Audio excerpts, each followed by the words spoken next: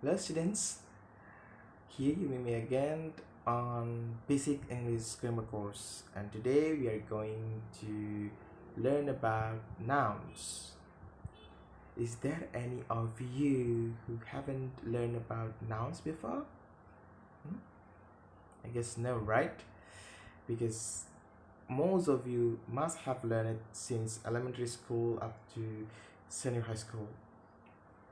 And today we are going to discuss it in more deeply, starting from its basic first. Okay, so do you still remember what noun is it actually? Yeah, in Indonesia, noun is kata benda. Kata benda itu apa?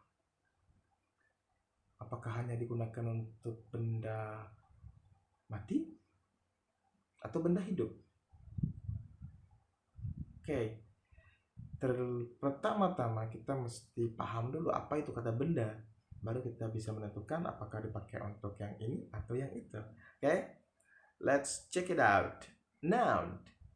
Noun is a word that names person, place, animal, or thing, right? Jadi noun di sini dikatakan sebagai suatu kata yang digunakan untuk memberikan nama seseorang, tempat, hewan, ataupun benda. Sederhananya, noun ini bisa dikatakan sebagai sistem penamaan. Kita lihat sebagai contoh, what do you call the first object? Oh, it's a laptop. How can you know it's a laptop? Oh, it's a computer, but in a tiny and thin shape. Portable as well. Bisa dibawa kemana-mana. Komputer tipis, kecil, bisa dibawa kemana-mana. Itu namanya laptop. How about the next of the laptop?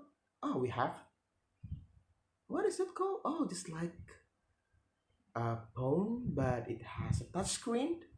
Ada layar sentuhnya. Oh, itu smartphone. Zaman sekarang pasti sudah tahu ya. Oh, kalau sudah ada layar sentuhnya, bisa disentuh-sentuh, di scroll kanan, kiri, bawah, atas. Oh, pasti smartphone. And how about the next? Oh, it has leaves and also petal. Ada daun, tangkai, kelopak. Oh, itu bunga. Nah, begitu sistem dari noun itu. Jadi pada suatu benda kita kasih nama. Nah, inilah yang disebut dengan sistem penamaan atau disebut dengan noun. Jadi benda itu sekarang punya nama. Gitu. Jadi nggak lagi menjelaskan secara deskripsi kayak tadi saya bilang, oh itu komputer tipis, ringan, bisa dibawa kemana-mana, apa ya namanya. Nah, sekarang udah punya nama, namanya laptop. Nah, seperti itulah noun ya. Di sini ada calculator, ada pills, ada battery, ada money, ship, stopwatch, house, kamera, lock, woman, man, sun, even cow. Nah, kesemuanya ini disebut dengan noun. Apakah semuanya benda mati? Tidak.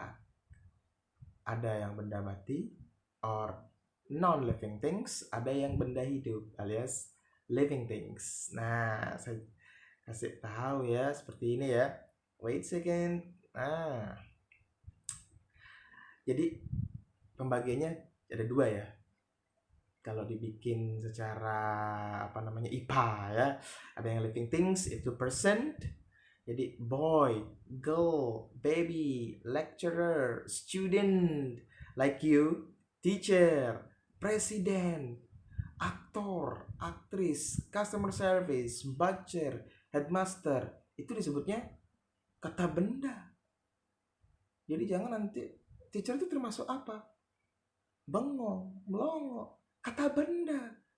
Meskipun dia manusia, tapi dan dia juga berprofesi sebagai guru, jangan dibilang bukan kata benda. Jangan terlalu fokus menentukan bahwa kata benda itu adalah benda mati. Enggak. Orang, termasuk profesinya juga seperti tadi. Teacher, student, president, lecturer, itu adalah noun. Kemudian ada animal and plants. We have cow, buffalo, lion, elephant, frog, bird, fish, goat, wolf, the flower, tree, grass, vegetable, fruit. Itu semuanya noun juga.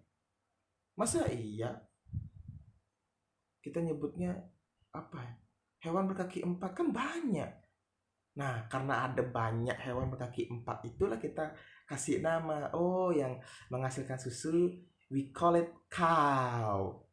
Oh, yang kita pakai membajak sawah, kita sebut buffalo. Oh, yang rambutnya panjang, yang jadi raja hutan, we call it lion. The biggest one, we call it elephant. The one who can leap, we call it frog. Nah, itu contoh ya. Kemudian place. We have park, stadium, itu contohnya ya. Hotel, beach, library, bank, museum, school, lake, river. Itu masuk kata benda yang dalam kategori place. Tuh. Dan dia masuk kata benda yang non-living things alias benda mati. Kenapa disebut dengan benda mati? Karena dia tidak mengalami perkembangan, pertumbuhan. Lain halnya kayak binatang, tumbuhan, dan juga manusia. Gitu. Oke? Nah, thing. Yang terakhir itu ada thing. Itu ada box, chair, table, computer, stove, stone, gadget, pillow, blanket. Jadi ada kompor, ada meja, ada komputer, ada batu, ada gadget, ada bantal, dan lain-lainnya. Itu juga termasuk kata benda. Jadi di sini saya ingin menegaskan bahwa kata benda itu tidak hanya untuk benda mati, ya, tapi juga bisa untuk binatang dan juga termasuk manusia. Oke, lanjut. Kata benda itu ada banyak, ya, a lot of types. And as I told you yesterday, we only discuss several of them, or some of them precisely. The first one is common noun and also proper noun. Kenapa saya bikin versus? Karena keduanya beda, ya. Oke, sorry saya move sedikit ya. Oke. Common noun itu adalah penamaan suatu benda itu secara umum. Nah, itu pengertiannya. Penamaan benda secara umum. Jadi kayak tadi, oh itu hewan yang bisa mengeong, sebutnya apa ya? Kucing, cat. Oh, it's something, maybe animal, but like cheese. Oh, mouse. And then it's the thing that we can use to cook rice. Oh, it's rice cooker. Itu common noun, ya. Secara umum. Sekarang kalau kita kasih nama secara spesifik, secara khusus, istilahnya kita kasih brand gitu ya. Itu disebutnya proper noun. Sama seperti kita. Saya manusia. Jenis kelamin saya laki-laki. Terus kalian ada yang perempuan, ada yang laki-laki. Masa saya semua saya panggil perempuan, laki-laki, woman, man kan. No, that's not good. That's why we need to use proper noun. We give them specific name for person, place, and animal, and also thing. Ingat, Kalau proper noun itu selalu dimulai dengan huruf kapital. Penamaan ya, nama khusus ini selalu dimulai dengan huruf kapital. Beda dengan yang common noun. Kalau common noun itu tidak dimulai dengan huruf kapital, semuanya huruf kecil. Contoh di proper noun. Thomas. Anggap saja saya punya kucing. Gini aja. Kita suka, pasti semuanya pernah nonton film kartun Tom and Jerry. Cat itu common noun. Sekarang kalau sudah Tom atau Thomas itu proper noun. Kemudian mouse. Mouse siapa yang dimaksud? There are many mouse. Mice, right? Mice in Tom and Jerry movie. Who do you refer to? Oh, Jerry. Musuhnya si Thomas kan? Jerry. And then man. Oh, Reza. Woman. Rima. Nama kan? Nama khusus. Kemudian mound. Gunung. Ada Gunung Batur. Batur namanya. Kan seperti saya bilang tadi, kita kasih nama gunungnya. Karena gunung ada banyak di Indonesia. Ada berapa banyak gunung? Masa iya kalau kita nyebutnya, oh gunung yang di Jawa Barat, gunung yang ada di Jawa Tengah. Di Jawa Tengah aja ada berapa banyak gunung. Masa kita nyebutnya gunung 1, gunung 2? Itulah fungsinya dikasih nama. Itu fungsi proper noun. Lake, bedugul. Country, negara. Oh, contohnya Indonesia. Continent, benua. We have America. And then we have computer. Common noun-nya komputer. Propernya contoh Asus. Apalagi? Acer. Apalagi? MacBook boleh. iMac boleh. Apa? Axio boleh. Itu namanya ya. Oke. Kemudian rice cooker. Contoh rice cooker. Miyako. Itu. Nah, di sini yang terakhir ada contoh month. Ingat ya, yang terakhir itu month. Itu bulan. Common noun-nya. Sekarang kalau proper noun-nya, kita kasih nama March. Sesuai dengan bulan yang sekarang ya. March. Oke, itu proper noun. Oke. Kita lanjut dulu ke berikutnya. Concrete noun versus abstract noun.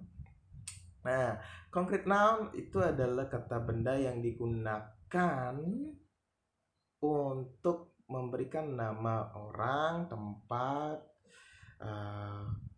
sesuatu benda yang bisa bisa istilahnya dilihat, diraba, pokoknya menggunakan panca indera gitu ya. Jadi yang bisa dirasakan, kehadirannya itu bisa diketahui dengan melalui panca indera.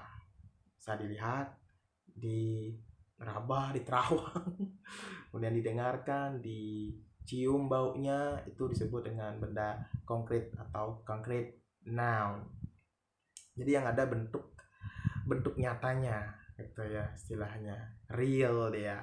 Contoh, egg, telur, kid, spoon, lock, key, rock, clock, watch, lamp, soil, dan masih banyak lagi.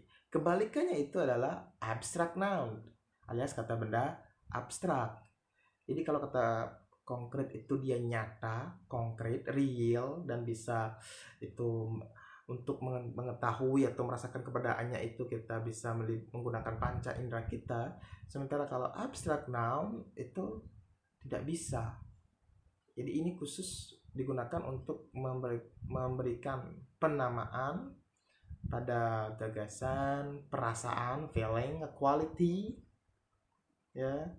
Kemudian karakteristik, karakter yang kita bisa pikirkan tapi kita nggak bisa lihat ataupun sentuh.